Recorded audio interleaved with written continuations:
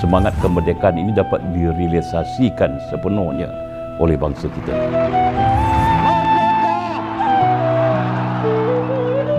Semasa saya umur lebih kurang 3-4 tahun, bapa saya seorang polis, ketua balai polis di Sempang Beku, di mana rumah barak kita telah dihujani dengan peluru-peluru komunis. Rumah 2 tingkat, atas tu papan, bawah batu. Ibu bapa saya tak sempat untuk bangunkan kami. Kami ditolak. Jadi ditolak je macam bergulir-gulir, ditolak melalui tangga. Ya, kerana bawah tu lebih selamat kerana simen. Sebab tak sempat nak dokong, nak kejut. Jadi peluru dia orang attack ke atas, sebab atas berdindingkan papan, bawah berdindingkan batu. Jadi lebih selamat kita turun ke bawah. Peluru memang kita dengar, sebab apa dia orang attack cukup dekat.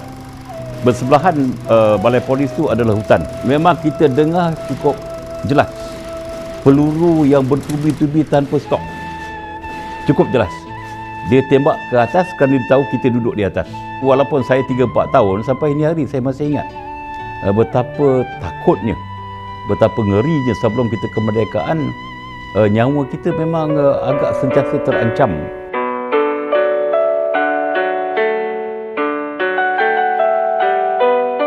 Semasa menyambut kemerdekaan pada tahun 57, masa tu saya di peringkat sekolah rendah, di mana saya dan abang-abang saya menunggu di tepi jalan raya, menunggu truk-truk British melaungkan perkataan merdeka-merdeka. Pihak British selaku penjajah, kuasa kolonial, telah melepaskan negara kita daripada cengkaman penjajahan dan memberikan peluang untuk kita berdikari.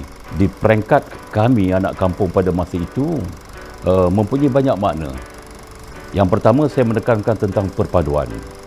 Kerana pada masa itu telah pun ada berbagai kaum di kampung saya, tidak kira Melayu, Cina, di mana orang-orang Cina diberi tanah percuma oleh orang-orang Melayu, secara percuma untuk berniaga runcit, kedai runcit dan lain-lain tanpa gangguan.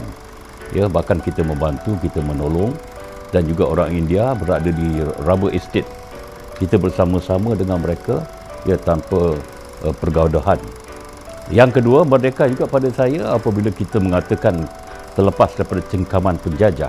Mental kita, jiwa kita memastikan bahawa negara kita akan mesti menuju ke hadapan dan maju. Sebab dahulu kita tidak boleh buat keputusan sendiri. Proses memajukan ini cukup penting, iaitu semua kaum telah berusaha selepas mereka untuk memperbaiki kedudukan ekonomi, pendidikan masing-masing. Dalam konteks orang Melayu, kita juga sama. Kita cuba untuk memperbaiki ekonomi kita dan pendidikan kita. Dengan kemerdekaan jugalah kita anak-anak Melayu, Bumi Putera diberi peluang untuk mendapat pendidikan yang terbaik.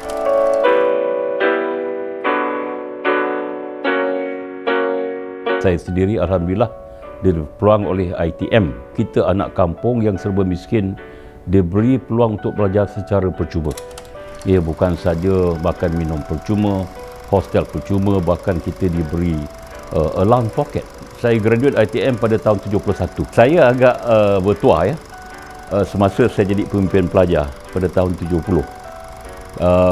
Saya bertuah kerana saya dapat bersama-sama dengan Allahyarham Tun Gapar Baba, Allahyarham Tan Sri Ghazali Syafi'i, Allahyarham KSN Tun Abdullah Saleh, dan beberapa pemimpin lain melawat tapak kampus ini. Umur saya lebih kurang 20 tahun.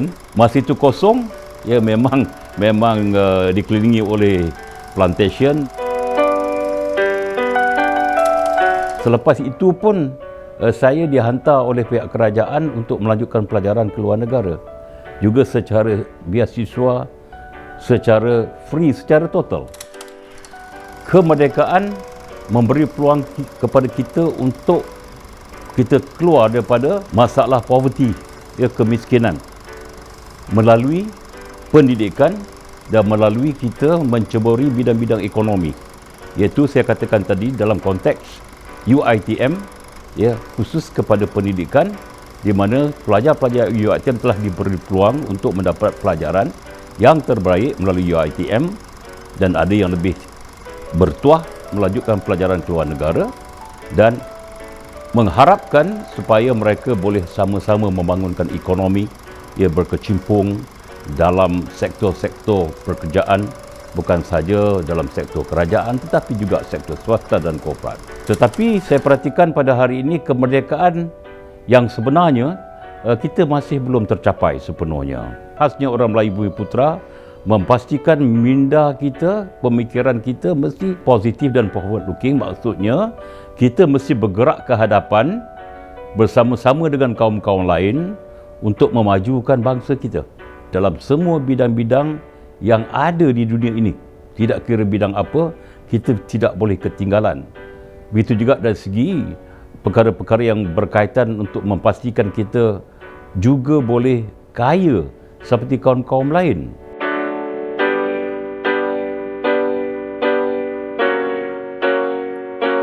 Dalam satu ceramah juga saya mengatakan kepada anak-anak Melayu supaya kita mempunyai ambition, kekuatan, confidence dan harapan yang tinggi.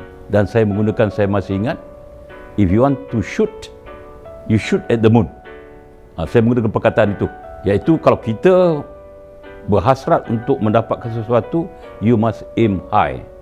Target kita mesti tinggi. Sekurang-kurang kita tahu bullet kita tak akan sampai ke bulan, tapi dia akan sampai ke tahap yang paling tinggi.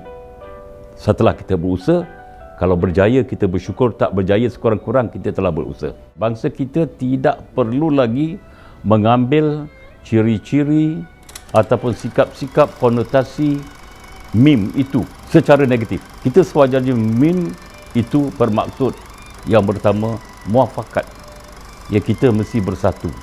Meme bermaksud maju. Kita mesti ke hadapan, maju dalam pendidikan, maju dalam ekonomi. Murni dari segi nilai, akhlak. Mim, muhibah. Inilah yang patut difahami. Kita di UiTM inilah tiap-tiap tahun kita melaung-laungkan merdeka, tapi orang banyak tidak faham.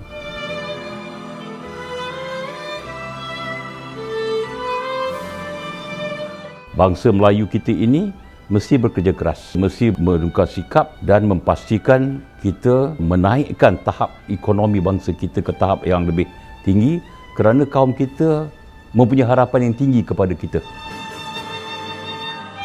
Tidak ada makna kemerdekaan kalau kita tidak berjaya melepaskan diri kita dari segi belenggu penjajahan mental, penjajahan sikap yang negatif tadi yang masih berlegar dalam diri kita. Merdeka! Merdeka! Merdeka!